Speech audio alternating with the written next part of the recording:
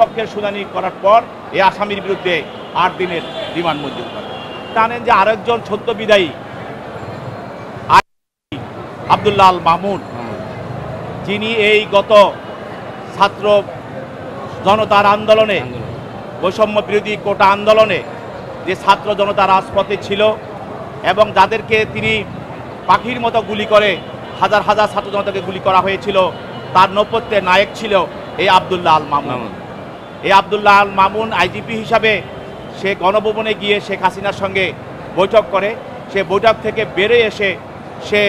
পুলিশের হেডকোয়ার্টারে এসে সাংবাদিক সম্মেলন করে এবং সেই সাংবাদিক সম্মেলনে সে বলে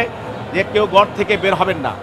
দেখা মাত্র গুলি করা হবে এবং আন্দোলন কঠোর হস্তে দমন করা হবে। এবং এর পরিপ্রেক্ষিতে ওই দিনে সারা দেশে শত শত স্কুলগামী শিক্ষক, ছাত্র, শিক্ষক এবং জনতা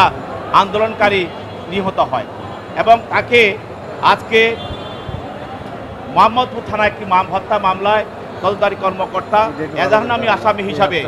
হত্যা মামলায় তাকে আদালতে উপস্থিত করেন এবং তদন্তকারী কর্মকর্তা এই মামলায় তদন্তকালে তার আব্দুল্লাহ আল মামুনের বিরুদ্ধে হত্যার সঙ্গে এই হত্যাটা হয়েছিল বছিলা একদম মতি দোকানদার আবু সাইদ পুলিশের গুলিতে তার মাথা এবং পিঠে বুকে গুলি লেগে নিহত হয়। তার এই হত্যার সঙ্গে এই আব্দুল্লাহ আল মামুন জড়িত মর্মে প্রাথমিক অবস্থায় তদন্ত কর্মকর্তা নিশ্চিত হন এবং তথ্য পান, যার পরিপ্রেক্ষিতেও আরও অধিকতর জিজ্ঞাসাবাদ করার জন্য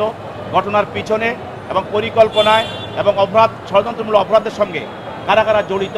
এই বিষয়ে আরও বিশদভাবে জিজ্ঞাসাবাদ করার জন্য তিনি 10 দিনের রিমান্ড প্রার্থনা করেন। বিজ্ঞ আদালত আসামি পক্ষের বক্তব্য এবং তাদের জামিনের প্রার্থনা, রিমান্ড বাতিলের প্রার্থনা উভয় পক্ষের শুনানি করার পর এই আসামির বিরুদ্ধে 8 দিনের রিমান্ড মঞ্জুর করেন।